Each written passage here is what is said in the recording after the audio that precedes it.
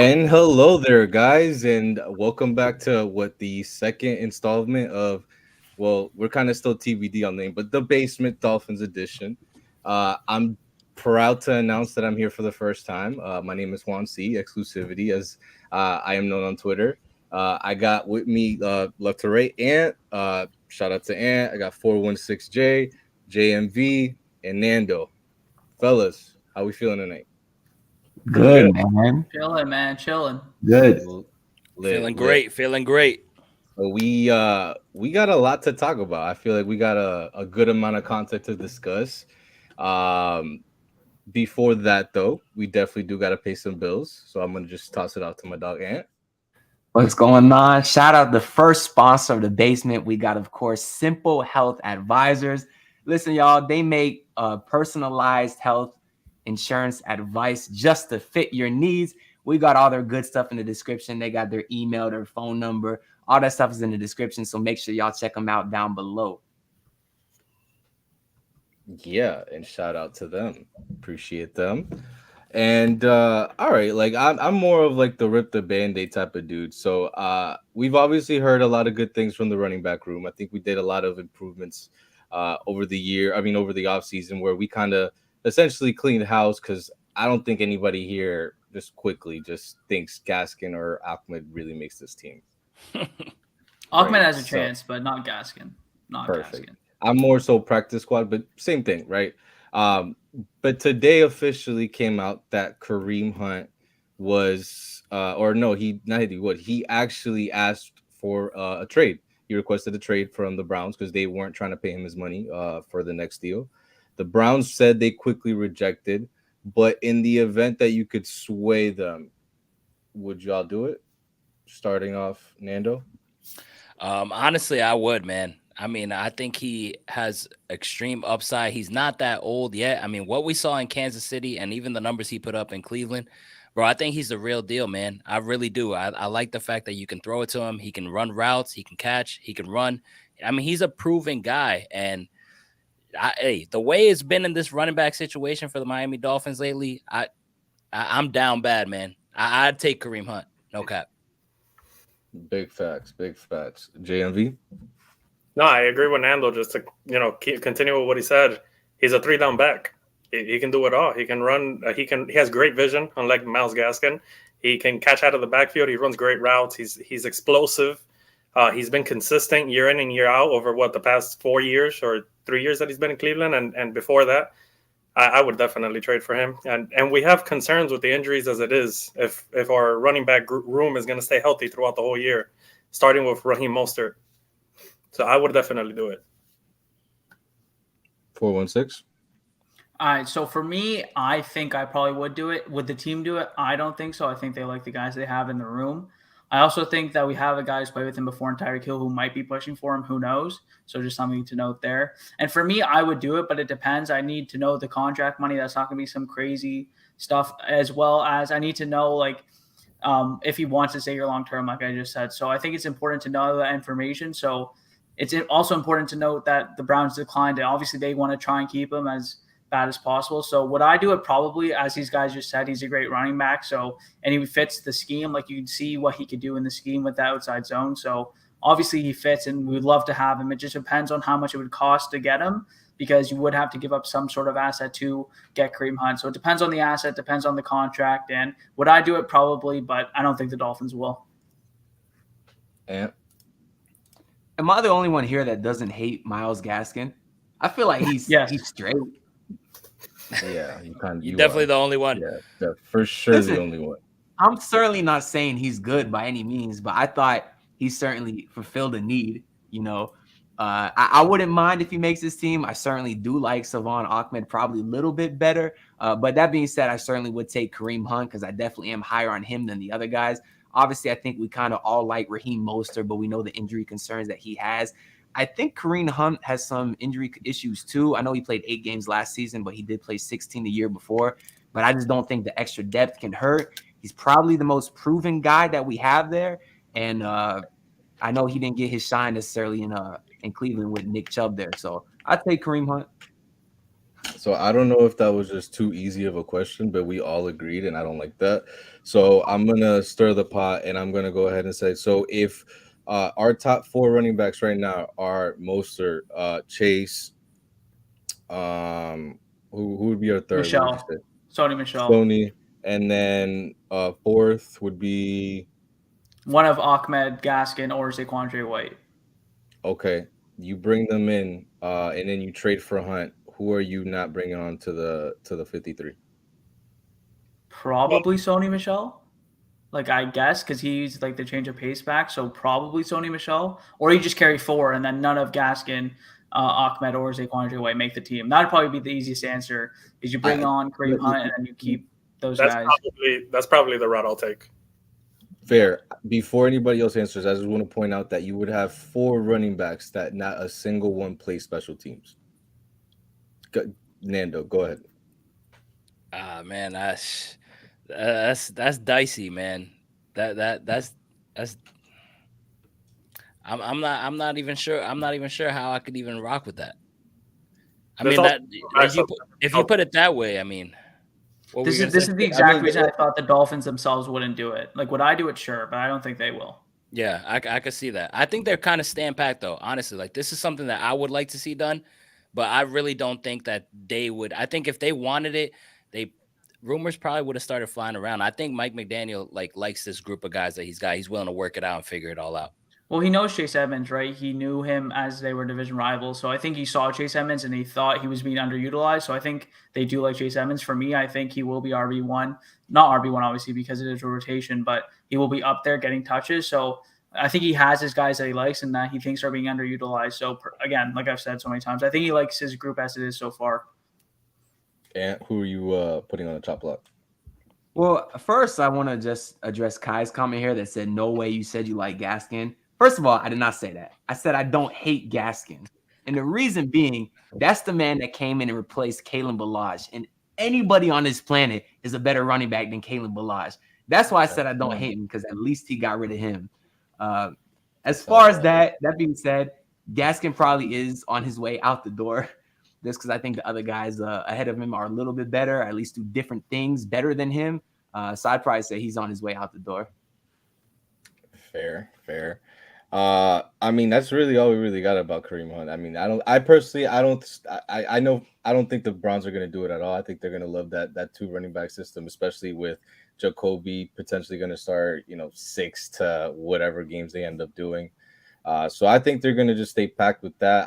I would do it 100%, but I would probably stir the pot and end up cutting Sony just because special teams wise, and I do like Ahmed as a weapon out of the backfield for them to want to really use. And then just moving on, because our boy Kendale from the basement, one of the goons out here, he dropped recently a Twitter poll from the basement account. I don't know if anybody can pull it up. If they can't, it's straight. But they essentially was questioning whether if the 2022 Dolphins averaged 25.2 points per game, would it be acceptable? And I want to ask you guys, what do you think? Ant, we'll start with you. I think so. I love the defense, man. I really love the defense. And I don't know what they averaged in the previous seasons, but I know it wasn't 25. And I honestly believe if you can get that defense to be similar to what they've been the last 2 years, I know it's been tough because, they already weren't as good last year as they were the year before with all the turnovers and such. But I would take 25 points per game. Maybe that's just because I'm so used to having so much less than that. But I think it'd be promising to see Tua be able to get a couple touchdowns a game, finally have a running game, finally be able to get some rushing touchdowns, which is something they haven't been able to do in several years. So if you're asking me if I would take 25 points a game, I certainly would. Is that going to be enough? I mean, depends what you're talking about. Is it going to be enough to maybe get double-digit wins? Potentially, of course, it's based on the schedule, but I'd be happy with 25 points a game. 416. So just to give some context to the 25 points per game, the Minnesota Vikings were 13th with 25 points per game. So if we had 25.1, we'd slide in at top 12, just to give you guys an area of where we're working with. So yes, I think it is integral that we do score more than 25 points per game because that puts us in the upper half of the league. So I think it's important. I think with all the weapons you have on this team, there's no reason for you to not, especially with Mike McDaniel's scheme. You should be able to get to the red zone. While we don't have a power back right now to punch it in on some of those downs, I still think even without that, you should still be putting up that amount of points per game. The whole point of this entire offseason, whether it's coaching or the personnel that they brought in, was to put up points. So I think it's something that you have to do, something that I don't think we have. I think we were like 20th last year. So it's like if we can't put up a decent chunk more than what we did last year, when we all know it sucked to watch our offense last year. Like it was god awful to watch. I hated watching it. So the fact that I think last year we were 20.1, yeah. So we were ranked 20th and we were 20.1. So if we can't add 5 points with the players that we've added, something's gone wrong. Fair. JMV? Will I take it? I'll take it. 25. What was it? 25.2? Yeah. Yeah, I'll take 25.2. But would I be satisfied? I want to be more in the top 10. I think last year the 10th team was 26.5, if I'm not mistaken. Probably Green Bay or Arizona or one of those teams. But I want to be in the top 10 if healthy. That's the big thing. If we stay healthy, at least the majority of the starting offense, I would like to be in the top 10. So would I be satisfied? No, but I'll take it. It'll probably lead us to 10 or 11 wins and a playoff berth. And depending on who we match up with, who knows what happens. Nando? Yeah, man. I hate to poop on this parade, but I'm a zag, man. I mean, 25.2 is it's not gonna cut it for me. As simple as that. I mean, listen, top 10 was actually Green Bay. They were 25.6. But when you add 2 Pro Bowlers, you add Teron Armstead, you get 2 of the weapons that he wants. You get Tyreek Hill, who's an all-pro. You get this offensive line who he's been wanting to get. You get a running game. Yo, let me get you Mostert. Let me get you Edmonds. Let me get you more. You want more? Yeah, listen, everybody hypes up Tua, right? You got everything he wants in place. You got a new coach. You got rid of Flores. What else you want, man? Like, if you're going to do all of these things, you better give me like a top 8 offense. Indianapolis was an 8th in last year. Like, you got to top that. So 25.2, I'm absolutely not satisfied. Like, I set the bar high for Tua, and there's nobody to blame but the fan base for that. It is what it is. Do I believe in Tua? I think he's got what it takes, but I'm not cutting him no slack. So I wouldn't be satisfied with 25.2. You got to give me more than that. But I want to know, Juan, what you think, because I know you got something to say about that. No, this guy's gonna say landed 30. Look, see, the thing is why I love this group so much is we're all so in tune, like we're in sync, right? So the troll of Kendale actually he did a great job because it balances us out. Listen, the 2020 Miami Dolphins, they scored 25.3 points per game. So having said that, yeah, bro? It didn't feel like it. It did not feel like it. So, having said that, does anybody want to think about it, recalibrate? Well, how we I actually got the results of the poll right here. It's 75% of people. There's 400 people that voted. 75% said yes, it's acceptable. I think that just kind of goes to show how starving Dolphins fans are to put some points on the board. But I guess in the grand scheme of things, when you just put up the numbers in comparison to previous years, it might not be as much as it sounds, which is kind of sad. But I don't know. It's just I don't know if more than that is realistic. I think that's kind of where I'm at right now. 416. And if it's not realistic, I need to pack Tua's ass up out of here. Yeah, there's also there was a couple outlier games where we went crazy against the 49ers. So it's like if we're going crazy against 49ers, that raised that 25 points per game. Yeah, that not concerns me, I guess is the word, but it doesn't make me change my answer just because last year we're going off. I'm just trying to go off last year because that's the precedent that we're going off. But 25 points per game is acceptable. So that's what I'm answering. Yes. Obviously, would I want more and do I expect more? Probably a little bit, but I still think 25 points, like let's say 27, 28 points puts you in that top 9, top 7 range. I think that's fine. So especially just considering it's a new offense, new scheme, new system, you have to keep that in mind. So I don't know if it's going to be a hot start or a slow start. So maybe it'll take some time to get going. But I obviously bringing that up does make me a little bit less confident for sure. Let me just add on to that. If we have a slow start offensively, we're going to be in trouble. We cannot have a slow start offensively, not with the top 4 games that we got. We got to get going right out the chute. It's got to go. Can you put up Kendall's comments? So I just because I just need to know, like, we're expecting an offense with Kendrick Bourne and Jacoby Myers as wide receiver 1 and 2 to score more points than us. Is that what we're? I know, Nando, you're solidly against it, and I'm not really trolling you guys. I'm trolling the 400 total people that voted, and 75% actually said yes. Because to me, it's like you're expecting like a B minus offense, and you really got the kitchen, the recipe, and the ingredients for an A plus.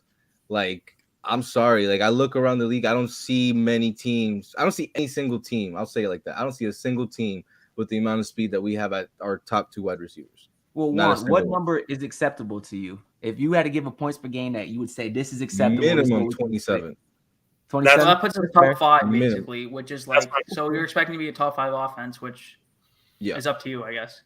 Like, We that's have to me, when you add Armstead to what the problems we had last year, when you add Tyreek Hill to the problems you had last year, when you add McDaniels to the problems we had last year, you're solving the problems we had last year. Like to me, there's literally the only excuse is going to be injuries, and I'm sorry, y'all already know. To me, I don't care about stats with Tua. To me, it's 17 games or bust. Like I need it to happen.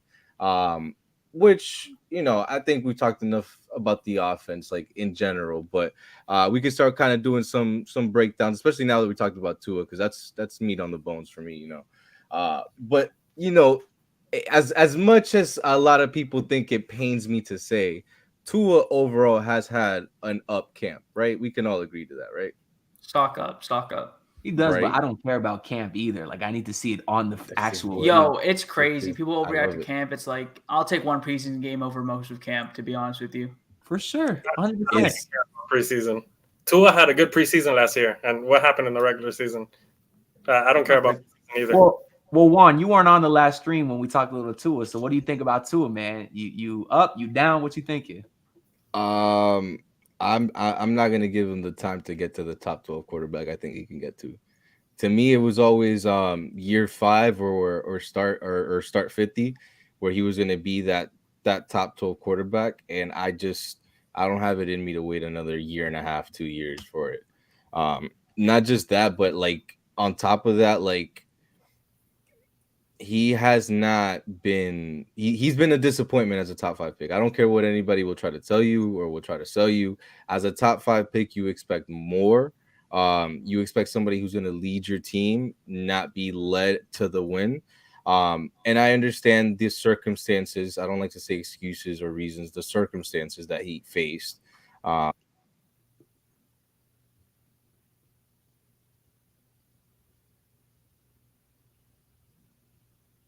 I think Juan is on mute. I don't know if you guys hear him or not. I actually wanted to hear what he was going to get into because, I don't know if you could hear us, Juan, but we could not hear you for the second half. Maybe check your mic. But I definitely want. Oh, you good, man? Get into the excuses because I was curious if you think the excuses are legitimate or you're like Kendall and you don't buy into none of that at all. It's a good I question. think at a certain point, if you're that dude, you're overcoming certain shit. Did he overcome some shit? Yeah, absolutely. But I expected more Arizona games than I've gotten Rams game or last Patriots game, where it's like, your first start you threw for 87 yards. Oh, that's okay. All right, we're not gonna overreact, but start 21 and it's at 109, and it's like, are we all gonna 100% blame coaching? Maybe. All right, I'll give you that. Maybe McDaniel comes in and fixes absolutely everything. But to me, there has been a lot of questionable decisions. I'll just leave it at that from all parties: Tua, Flores, Greer, Ross, to where I don't feel like anybody could definitively tell me, yeah, we're sold on Tua as the franchise. Like I don't buy that. I'll never buy that. And I think this is probably his last chance, or was his last chance before the lack or loss of the Tua insurance policy. I'll follow up on that just because I think it is a make or break season for sure. And it is something to keep in mind that while he hasn't proven he hasn't become that franchise quarterback, I don't think he's been horrible enough to say that he's not. I think the season's gonna be very telling in terms of if it was the coaches or not. Just because while we've said we brought in the personnel, the coaching. If he struggles this year, like we're packing him up. So this season is gonna be so telling in so many different facets that we'll see if he's the future or not. Like there's no middle ground here. There's no he'll be average. It's either he'll be average, so we're getting him off the team, or he's going to be good and he's the future. So this year is very important. It's almost, even though it's so talked about, it's almost undersold. So it's like we know it's make or break. Let's see what happens. For me, I was just going to say the biggest excuse was that O-line, man. How can you watch this man get pounced on like this as soon as the ball is snapped? And what's he supposed to do with it? Like, I'm watching these games last year, man, and I'm saying if you put Aaron Rodgers behind that line, like, there's only so much you can do with a half a second. There's only so much. That's the biggest excuse for me. Obviously, the coaching and all that stuff as well, and the weapons didn't have a running back, so they know you're going to throw the ball majority of the time. But with that O-line, I don't know how much you can do. If anything, he maximized what you could possibly do with that O-line. That's just how I feel. To be fair, the stats back that up too. Like he had 2.1 seconds to throw, and that's with an RPO offense. Man, God knows what this offense would have looked like with a scheme that didn't rely on an RPO. But yeah. But the RPO essentially is to get it out quick. So no, that's what I'm saying. Like, so imagine if we didn't. Like, how bad can the offensive line really look? Another thing is, I mean, Cincinnati's O-line was trash, and they made it to the Super Bowl. Like, sometimes you gotta, like, if you're a top 5 pick, like, you gotta go ahead and make plays, man. You gotta make it happen. Like, you can't get spoon-fed a whole all-pro offensive line at the end of the day. Like, you gotta go in and get it. If you're picked top 5, like, you was supposed to be the real deal, like, that Tennessee game proved it. Like, you gotta get shit done, man. Like, I'm not going to give an excuse for the Tennessee game because he was dog shit, but we can't just go into, Cincinnati's offensive line was garbage. The Dolphins' offensive line was garbage and just put it there without context. Joe Burrow had 3 incredible receivers. He had a tight end that was well. They had a run game. This is all shit that Tua didn't have, aside from the offensive line. Like, there goes a little more in depth than just that. But to be fair, it was not good. The Dolphins was arguably historically horrific. Burrow had offensive weapons, but Tua did not have outside of Waddle. And the deeper we got into the season, teams started taking him out of the game. And that's when shit went downhill very fast. Fair. I don't know how deep y'all want to get into Tua because we could go fucking all night, really. Yeah, we that's true. That's like, true. Like I really like my initial. This could be 3 hours, dog. My initial thing was to talk about him at camp. I did not expect it to go this route, but fuck it, we're here. Sorry for cursing, but fuck it, we're here. Ultimately, to me, what it comes down to is you've got this dude as a rookie quarterback. And to me, the biggest advantage of a rookie quarterback is the fact that you're paying him pennies to what he's going to ultimately be making if he's that dude, right? He's burned 2.5 years for us, essentially, of Xavien Howard, of Agba, of Waddle, shit like essentially like we could have been building this further up with the pieces that we had plus Tua, to whereas now we're kind of we're building and we kind of added pieces, but we still need quote unquote the Tua insurance policy to be sure. Whereas you see the Chargers go in. You guys have a running game. I think so. I mean, we got a run game genius. We signed like 3 running backs. I mean, it. Nah, we do, bro. If they're going to take a 6th-round running back and be good last year on the 49ers, we better have a running game. Shit. That's facts. I mean, this is the offense, the type of offense where you see the most random running backs get picked off the street and go for 100+. Right. Exactly what you were saying, and I agree with you. I agree with you. When you draft a rookie, I have no idea what I was saying. So I'm glad you're agreeing, but I have no idea what I was saying. When you draft a quarterback that high, it is important for you to build while the guy's on a rookie contract. Justin Herbert, Kyler Murray, Joe Burrow, et cetera. But we knew that was going to happen. We knew we were going to burn a year out of Tua. I think the majority of the fan base didn't even want him to play year 1. So when we go that route, this was known when we drafted him. If that was going to be a problem, you should have gone Justin Herbert. even though nobody really had I don't think anybody thought that Herbert would blow up how he did. But I liked him on draft night. I didn't think he was going to blow up the way he did to a top 5 quarterback, but it is what it is.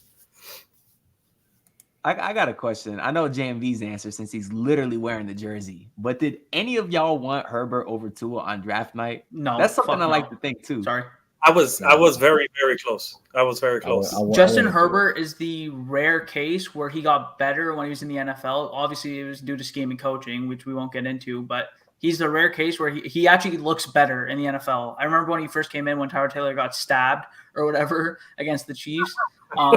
He looked better. Like, he looked good and he looked different than when he was. I think you can attribute that to Pep Hamilton was there, and we all know how good he is as a quarterbacks coach. And I think he just got hired as offensive coordinator, which finally. But it's one of those things where literally he looked better in college he looked better in the NFL than in college. So honestly, if you had Herbert over Tua in the draft, is more if you're just in love with the traits.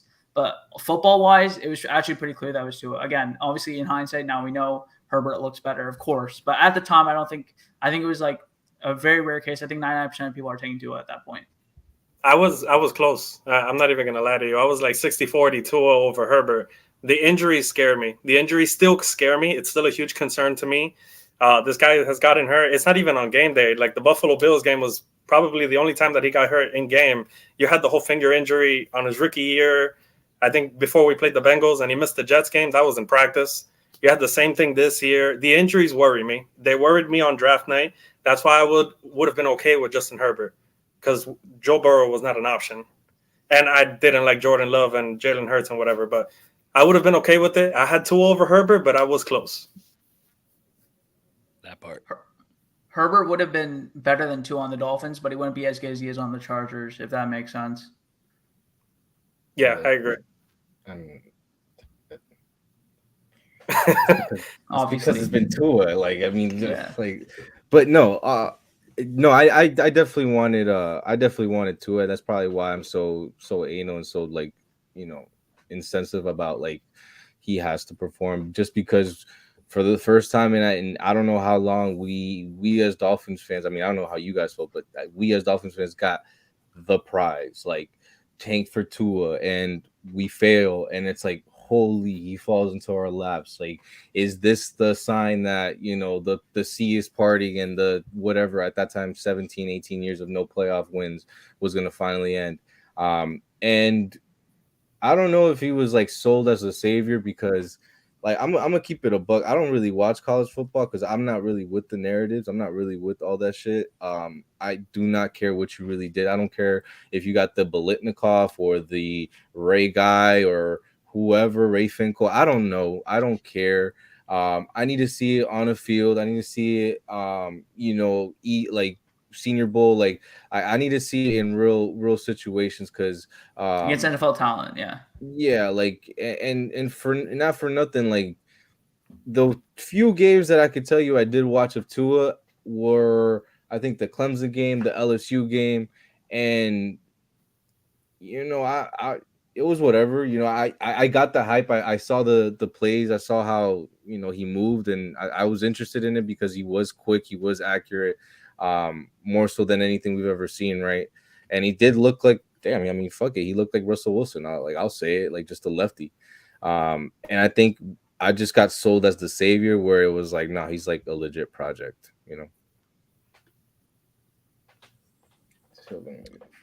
Are we better than the Jets? That's a question for Patriots fans, dog. They're gonna have their little battle at the bottom of the division. I'll just Nando, you good, bro? I'll handle your lightweight. We are 10-2. We are 10-2 in the last 12 games versus the Jets. You got to recalibrate, bro. You got to, like, fight against the Jags, the Detroit, those type of teams before you come chopping up at the next tier. Like, you're good, dog. But he actually did lead a good segue to Tyreek, which I would definitely want to talk about. Because to me, and I mean, I don't know if you guys talked about it last episode, but, like, to me, Tyreek had been overly well, I don't know. I don't think he was, like, trying to, like, put Tua on a pedestal, but he was definitely trying to uplift him in some type of way. I want to take your thoughts on if he's doing that, because I don't want to talk about on the field yet. I want to talk off the field. If he's doing that more so to give him that confidence, or because he actually believes that. And Well, this is something that I touched on, so I'm glad you asked because that's something that I feel strongly about. I don't think Tyreek is lying. I don't think that benefits him in any way. Some people think it does, but I'm like, you already got paid and stuff. So at this point, you just want to prove that you are worth the contract. So if you go out there and suck, you're not going to want to blame yourself. You're going to want to blame Tua. Well, he can't really backtrack now that he's gone this far out of his way to say how amazing Tua is. He said something along the lines of he's the most accurate quarterback in the league. You can't say something like that and then go and backtrack if things not start going your way. So I really believe for him to come out that strongly, he has to believe. He has to genuinely believe it. If he just wanted to give him some confidence, he would have just said, Tua is one of the brightest young quarterbacks in his league, and I think he's going to have a great season. That's what they all say. He went to the extreme. So I think he means it, and he has me hyped. He's part of the reason I'm hyped on Tua. I'm not going to lie to you. fair. 416. I think it's a little bit of both. I think that, yes, does he think he's accurate? Sure. Is he embellishing it? Probably. And it obviously is. And it goes into why I think it's a little bit of both is because I think he's right when he says a lot of football, and not a lot of football, but a decent amount of football and how you can play is confidence. And I feel like Tua is very down on himself. So I figured he's just trying to uplift his confidence, which I think is huge. And I think we're seeing it right now in training camp. Obviously, we'll see more when live bullets are flying. But I think genuinely Tyreek thinks he's pretty accurate. He obviously is embellishing that a little bit. And I also think, again, he's trying to use that and use what he's saying to give Tua confidence so he can go out there and play better. I think, like I said before, Tua is feeling down on himself. I think Tyreek saw a guy who has the ability and is just a little bit in his feelings a little bit. And I think he thought, okay, let me give this guy some confidence and see what he can really do. Obviously, we know they were working together and shit. Probably he had a good practice with him. He's probably training with him saying, oh, he can throw the ball, all this type of stuff. He's accurate. He's hitting me in the hands. So, yes, is he embellishing a little bit? Probably. And I think he's embellishing it to give Tua that confidence. So, to me, it's a little bit of both. JMV? No, I agree with both of them. They took every word right out of my mouth, honestly. The other thing I wanted to add on to that is I think Tyreek Hill mentioned it himself when he got traded to the Dolphins. He had an expectation or a thought process in his head that Tua has no arm. You know, he can't throw the ball far. How is it going to work, et cetera, et cetera. And when he started practicing with Tua and you know, running routes with all the receivers, because he's the one that got everybody together. His leadership has been off the charts, but I think he kind of saw how, you know, that Tua can throw the ball far, and like what the media is putting out of Tua is not accurate at all. So it is a little bit of both. Obviously, Tua's confidence was shot. We all saw that last year. It's not a secret. So he is trying to uplift his confidence, but I do think he believes that Tua is a good quarterback. Nando? I think this is something that Tyreek Hill had to say. I mean, obviously, Tua is a guy that, you know, he kind of lacked some confidence. He had the media against him. He had Flores against him, had all these people against him. So this is nothing but Tyreek Hill just trying to hype his boy up. Like, at the end of the day, Tyreek Hill wants touches, and the way to get touches is to hype his quarterback up. That's my quarterback. Like, he has to do what he has to do. I didn't take too much into it, man. Like, I didn't buy too much, like a lot of overreactions I saw on Twitter. You know, people made it seem like he's saying, you know, Tua is the best quarterback in the NFL. He's going to win us a Super Bowl. Like, I just think he just hyped his boy up a little bit, which I think Tua needs. To me, I think it's a little bit of a shame that Tua needs that type of stuff. But the way this is like babysitting central, bro. And this is just another reason why. But hey, I don't blame it. Like, at the end of the day, like, yo, we want the Dolphins to win. I want the Dolphins to win. I want Tua to be successful. So I love that this Pro Bowler, 6-time Pro Bowler, champion himself, leader of this team that we got, Tyreek Hill, is hyping up this man. Like, yo, please, like, hype Tua up. Whatever makes him play fucking good, do it. So that was my take on that. So I'm gonna keep it a buck. I went through like a couple stages of grief through this. The first stage was thinking, damn, we got a Make-A-Wish kid at quarterback. The next one was definitely, damn, bro, Tyreek is gonna get burned by Tua. And I think the last one was more so, hey, this is like a win-win for Tyreek. If it works out for Tua, the guy's a quarterback whisperer. And if it Tua flops, it's like, well, I did everything I could. I mean, what else you want me to do? Like, I can't throw and catch it. So to me, it's just, he's being a good teammate. He's trying to be that vocal leader and that guy that kind of, puts a good step forward. But I put zero context into any of that stuff. Like the best quarterback or the most accurate, whatever he said, that's cool. That he would rather get an accurate pass versus a bullet or whatever he said. Like that's cool. When the bullets are live and you see Tyreek with his first 2 catches for 14-yard game, that's when I want to see how shit crumbles. That's when I'm interested to see how that conversation with Tua goes. How because it ain't like Tyreek goes to Patrick Mahomes and says, "Yo, I'm open." Patrick Mahomes has the respect to be like, "Okay, I don't care." If Tyreek goes up to Tua and says, "Yo, I'm open. Why don't you throw it?" Like, I'm not gonna say Tua's gonna say yes, sir, but I don't see. I don't know. I just don't see like the rebuttal, or I don't see him going full Flores Tennessee. Like you're mean. Like I don't know what's gonna happen there. That's what I need to see.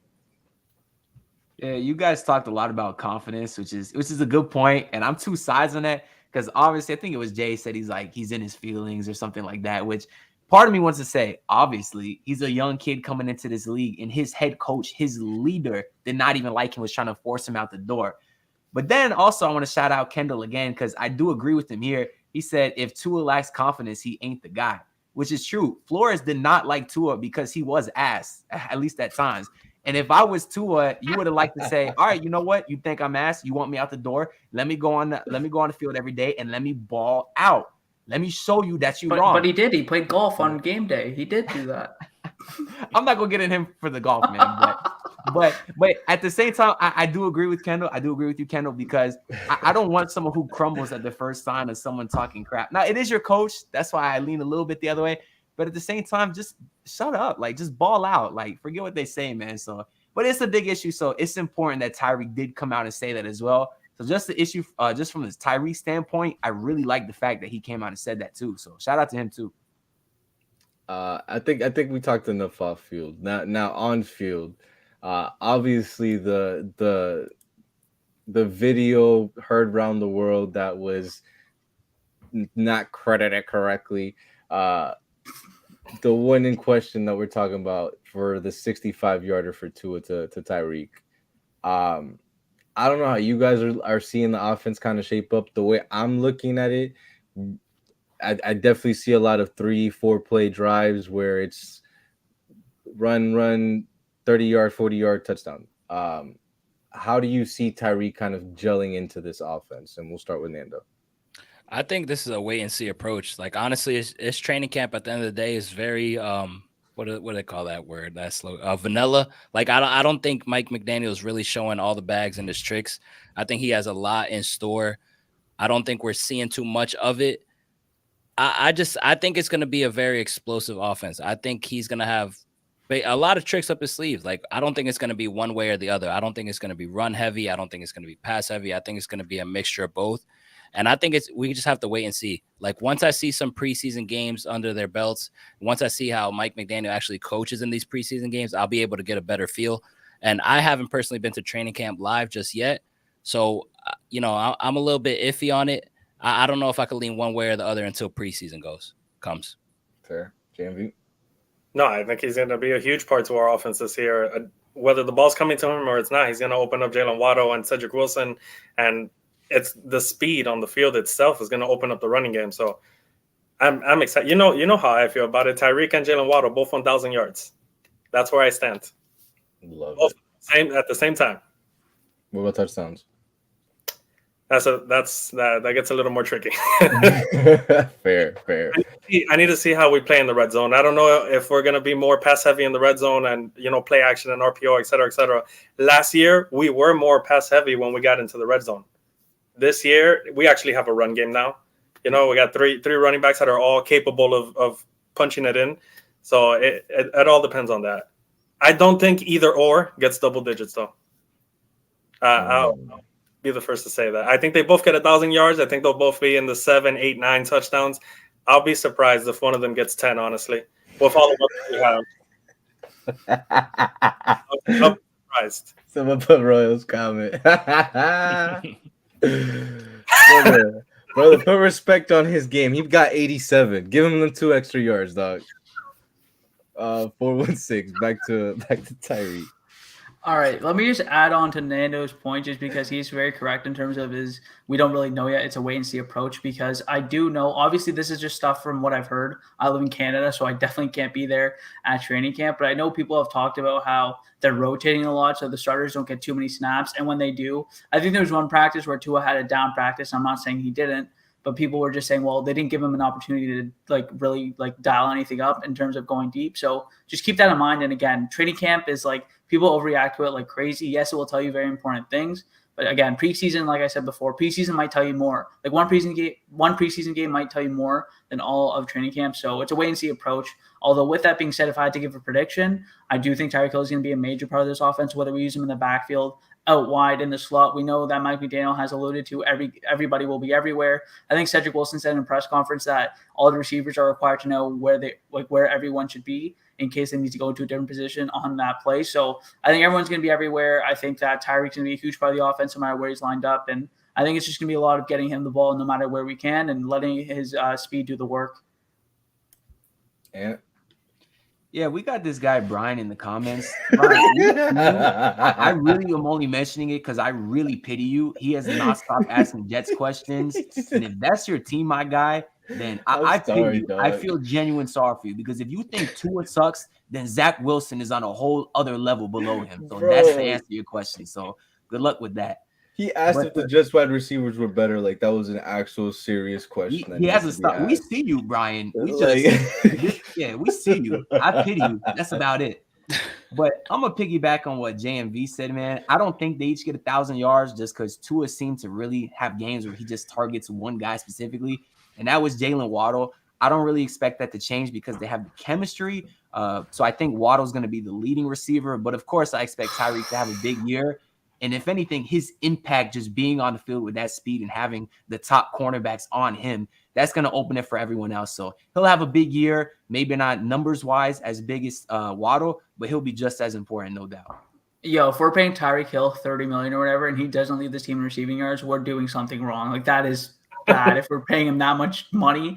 Obviously, yes, I agree with you. Waddle and Tua's chemistry is probably better at this point, and I do think that Tua might look at him. But to say that Tyreek's not going to lead the team in receiving yards because I think Mike McDaniel is making plays to scheme Tyreek Hill open, I think that's a little bit ludicrous. Again, you don't pay a guy that much money to not use him as much or to be a 1A, 1B. He's a solidified number one. He's a top 5 wide receiver in the NFL. And if you don't use him like that, I think you're wrong. And obviously, like you said, Tua was forcing the ball to Waddle. I think that was by necessity just because his number 2 was Devontae Parker for like half the year.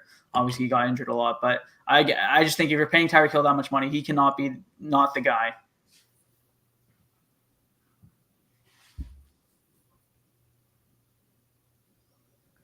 You're on mute again, Juan. 2 times in one show, my guy.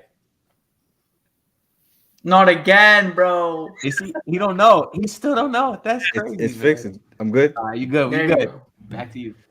I'm not gonna lie. I saw you on the first Heat stream, and I saw it happen to you twice, and I'm like, this. Once. And here I am, like a fucking rookie, bro. Can't play now. Thanks for tuning in, though, man. No, for sure. But no, to me, I had done it on Twitter. I would have to look it up, but I think I had like Tua with 4,200 yards, and I think the way I had broken it down was like Tyreek and Waddle each having like 1,100. But I'm like way off on the touchdowns than you guys. They're going to be the red zone offense. Like that is how it's going to be. I definitely see at least 20 touchdowns between the pair of Waddle and Hill, and it could be like 12-8 or 13-7, whatever it is. But minimum 20 touchdowns. I don't see how they do less than that, to be honest. Because to me, it's like the offense is going to be funneled through those two guys. And the next guy I actually want to talk about is kind of why I'm saying that, because I just don't see. And I've been to camp like 4 or 5 times already. I don't see Gesicki involved at all on the offensive side. Like I've been noticing more of Hunter Long. Bum about that, but Hunter Long and Durham Smythe on first team than I've seen Gesicki. what that means, what that holds, or what ultimately comes with it, I don't know. But I to me, I think it's a disservice if that's really the plan, because we're paying him 10 mil and the franchise tag just to kind of ride bench. So let's start it off with you, Ann. What you think about Gesicki so far? Does anyone know? I was trying to remember. Is Adam Shaheen still on the team? He is, but he's I not hate going to that be. bum. So He's not going to be. Don't even worry. If he's on the team, okay, bro. good. Just speaking of tight ends, that dude's a bum. I like Gesicki a lot, though. I think we all do, and I think maybe you guys can answer, obviously, but maybe we're all wondering where he's been. I bring up the question of I wonder how much of that has to do with Tua. I feel like in the games we saw when him and Fitzpatrick were going back and forth, it seemed like every Fitzpatrick game, Gesicki would also have a big game. So maybe it just seems like Tua is not as great at finding his tight ends. Obviously, that goes back to him wanting to target Waddle every single time. Smythe had a decent year too, so I expect him to have a big role this year as well. Even though we know he's more of a blocking back, he did have some catches last year as well. But it's sad with Gesicki, man. He really seems like he has all the talent. He has the size. He has the speeds. We know he has the hands, multiple beautiful one-handed catches. But I can't answer where he's been. It's unfortunate because, like I said, I think he has all the tools, and I'd like to say he'll have a big year because of that. But we haven't seen it with Tua almost ever. It's like he's invisible out there. And I know because he was my fantasy tight end, drafted too, probably like the 6th round or something, because I knew he had all the skills. But him and Tua don't seem to mesh well. So I don't think I'm expecting big things, but I hope I'm wrong. I will say, just to add to your Durham Smythe point, there's a small faction of people on Dolphins Twitter that are pushing Durham Smythe as the next George Kittle. So just giving you that fair warning. 416, your thoughts so far on Gesicki? All right, so to break this down, it's like, again, it's a lot of we don't know just because, again, new team, new scheme, new head coach. But to say that Gesicki's been invisible is or he has been invisible is true. I think I just saw a play where they did have him motioning over and then blocking on the edge. I think a reason we might not be seeing him with the ones is because maybe they're just trying to work on his blocking with some less good guys on the defensive line, some guys who maybe has a little bit better chance of developing because they are kind of building him up from nothing as a blocker. That might be why. Again, I have no idea. I'm just trying to kind of pulling at straws here. That might be why they have him running with the twos more. Number two, we know he has the talent in the receiving game, so it is about the blocking. And then, like you people have mentioned, is that Durham Smythe does have a game that does kind of go with what Mike McDaniel wants to do. He's a guy who can block, chip block, kind of play that H-back role and kind of get it on underneath routes, do kind of the things that they've seen with George Kittle. So not that he's as good as him, because honestly, as a talent, Gesicki outweighs him by far. But it's something where he fits the offense a little bit more. And I think what they're using this franchise tag for on Mike Gesicki is to see if he can get anywhere near the level of blocker where he could be, where they could use his receiving skills while still getting some blocking out of him. So we don't know. We'll see what happens. Maybe Mike McDaniel's scheming something up for him. We have no idea. At least Juan has seen when he's at practice that he hasn't been running with the ones. The only thing I can think about is what I said before, is that maybe they're just trying to get him some work with blocking against some less caliber players. But other than that, I think it's something that we'll see when it comes, and it's something that Mike McDaniel doesn't seem to want to kind of let get out, and that might be because he might be not as big a part of the offense as we initially thought. But I definitely think that there's something to the fact that they're trying to work on his blocking. Once they can get that good enough to use his receiving skills, that might be what they want to do. But other than that, it's a really tough thing to judge just because it's such a rare situation and rare case where a guy who does not block at all is pretty much a big receiver, a big slot. They're trying to teach him from the ground up the blocking. So it's going to be very interesting to see what we do with him. And the worst part would be is if we let Mike Gesicki go and we get no compensation back. So we'll see where this all leads. JMV? No, I agree with them. And in terms of how he's going to perform this year, I got to wait. This is one I really have to wait till preseason. And when you put all our weapons on the floor, and we talk about the receivers and who's going to be 1, 2, 3, 4, 5, et cetera, I think at the end of the day, when the regular season rolls around, the 4 weapons that are going to be on the field is Tyreek Hill, Jaylen Waddle, Cedric Wilson, and Mike Gesicki lined up in whatever order. Maybe you can put Durham Smythe in there as a blocker and move Gesicki towards the slot. But at the end, to me, he's going to be somewhere around what he was last year. I don't expect much less. I don't expect more, definitely. But he's going to be in that 650 to 800 range in terms of yardage. That's what I believe, because we're going to feed Tyreek Hill and Jaylen Waddle primarily. I think Cedric is going to get a little bit of the leftovers, and then we got the run game to worry about. So I don't expect big things from Mike, but he is a weapon, and he's going to bail Tua out at times. We saw it last year. I know. Ant said that we didn't really focus on Mike as much. Well, Tua in particular. But there was games like the Jacksonville game, for example, that he was nonstop going right at Mike Gesicki because that's the guy that was open in that game.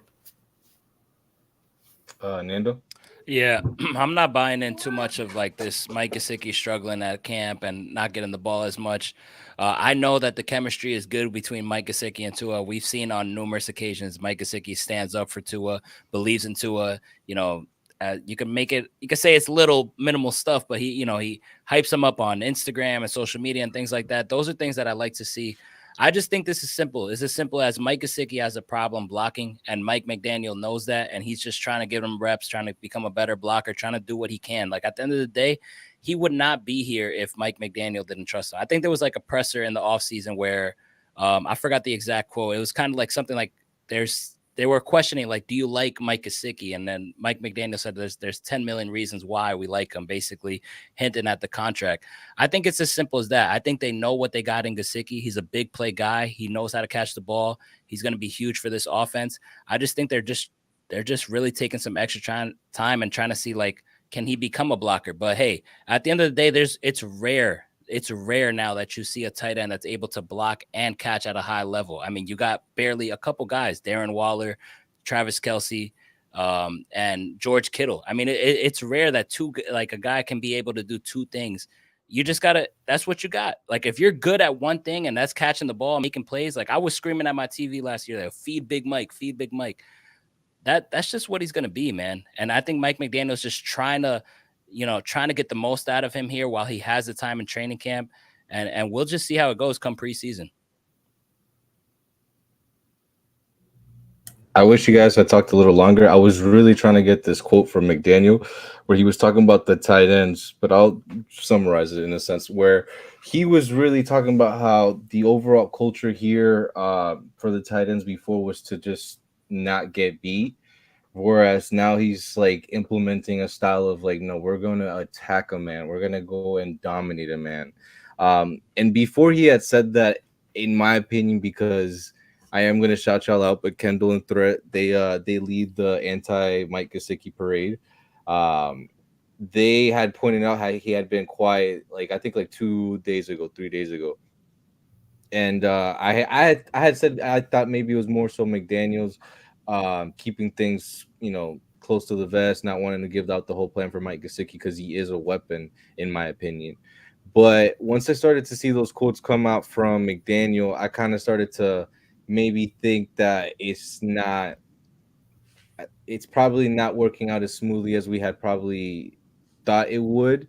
I definitely don't know if it's anything where it's just not performance-based or anything like that, but it has been noticeable to me that it's a lot more Smith and Long. And the only reason it's really noticeable is because Hunter Long drops everything at this point. And like, it has to be blocking to me. It has to be something related to that. And unfortunately, I really wish it wouldn't keep him off the field because to me, Mike Gesicki is solidly a top 10 tight end in the NFL. So to me, it's like, make it work, bro. Like put your guys in positions to succeed. Give them opportunities to be able to do what they do best. But if it doesn't happen, I mean, I would understand why. We definitely do have Waddle and Hill now, so it's like hell. Cedric Wilson, Izukanma, like these are all guys that have kind of flashed, and that's before we even get to like the running backs getting involved in the pass game. So I could definitely see a scenario where Mike Gesicki really flops.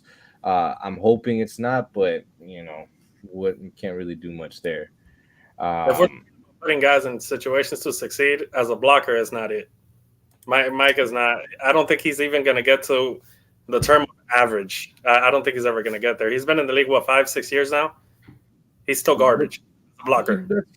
That's fair. But part of my thinking in the NFL and like with football, it's like you don't beat your head against the wall. Like you're never going to beat the wall. He's not going to be that dude. What you could do is when you run an offense, kind of like how the Rams run, where they're having Cooper Kupp go out and block a slot corner, a safety. You put Mike Gesicki in those situations to say, hey, you're a big wide receiver. Like, you're not a tight end. Like, it's cool. Like, you've already got the franchise tag. I don't care what you consider yourself or what I call you. Motherfucker. Son of a. All right. Well, fuck that dude, whoever that is.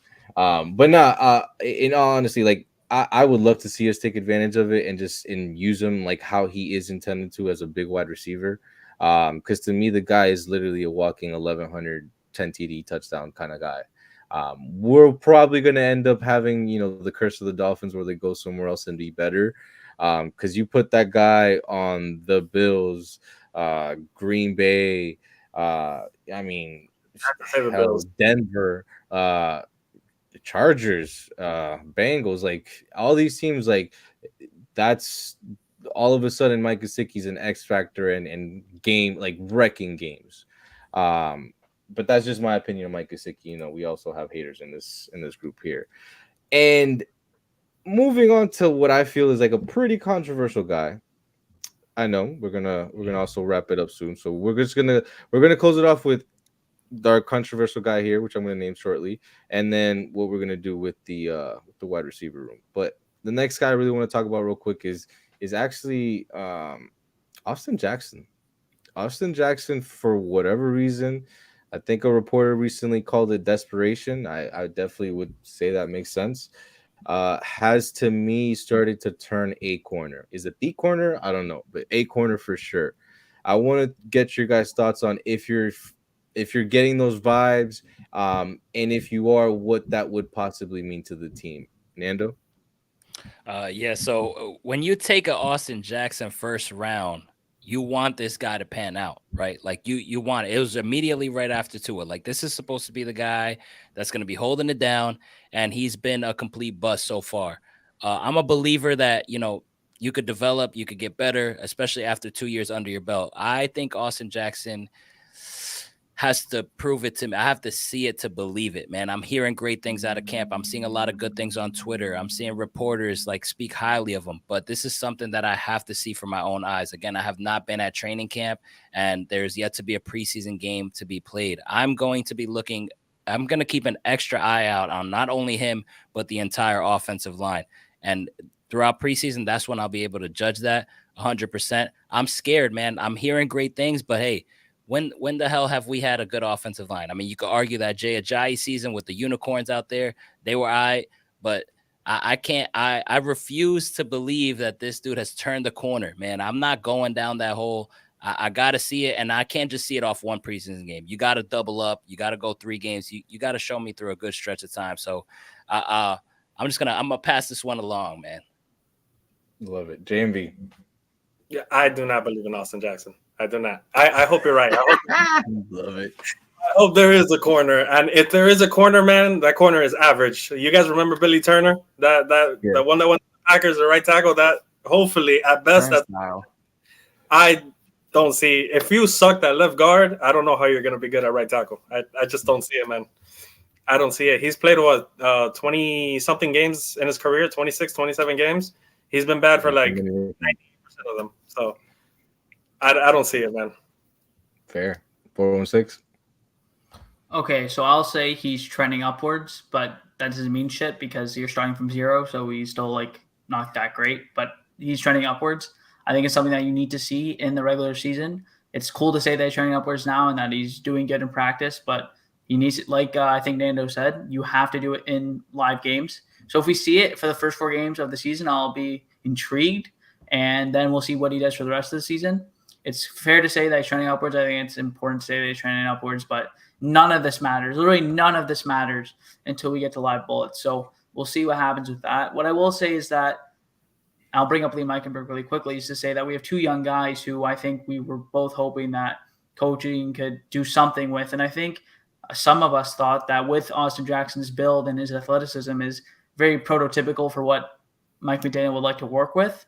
And if you can get some technique out of him, you could actually see an average at best tackle. And I think that Mike McDaniel might be the one to do that. As he said, he wants big, fast guys, which Austin Jackson is, but obviously he doesn't have that technical ability. Now, I'm saying a lot of this again. I want to reiterate that we're not going to see until the regular season. But I think it's something where if we can get the coaching on where he can be average, that's great.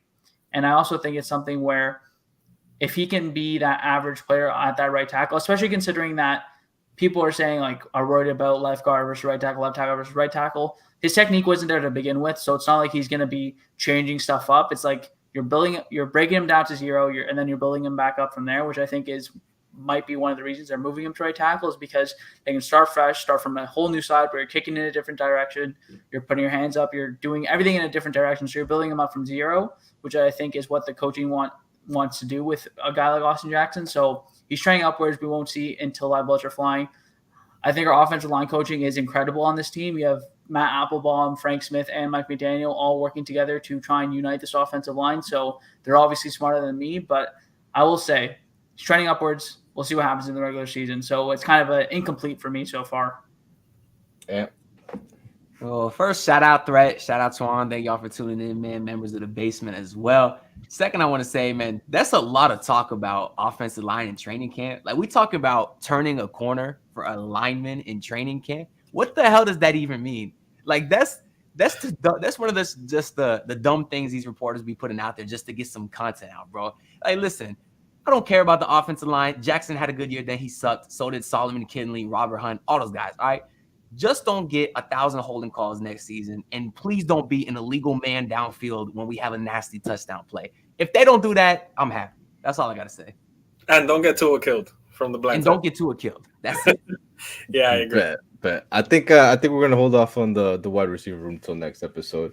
I definitely do want to give a little announcement here. It has been cleared. We are good to go. But the Discords of the basement of the Dolphin side will officially commence. I think I'm going to do it for tomorrow morning. So I'm going to be officially sending out the link to certain people to get it going. We're going to set it up. I'm not going to lie. We've been working hard on that. We got some fire emotes. We got some Tyreek Tua, Waddle Tyreek. So we're going to get lit in the Discord. And it's going to streamline everything. So I'm for sure just look out for that. Shout out to Simple Health Advisors. We definitely appreciate you guys being our sponsor for the entire year. Guys, anything you want to say real quick before we dip? Yeah, Reed and Threat brought up the Connor Williams. It's not looking pretty. That's all I got to say to that. It's not looking pretty with Connor Williams. And Brian, Zach Wilson's not getting drafted by anybody. It's the only thing I got to say. That guy is a waiver wire the whole year. It's just straight free agency. Throw more touchdowns than interceptions, then we'll talk. And I drafted Tua. I think that was another question. I'm not drafting Tua, bro. You're talking to the wrong dude. You should have read the room. I needed a young guy. Tua's a guy. Yeah. I'm dead. He's my best, but he's drafted. And there we go, bro. Peace. Appreciate you guys for tuning in. Comment, like, share, subscribe, all that good stuff. See y'all. Tua time. Come on! Let's go!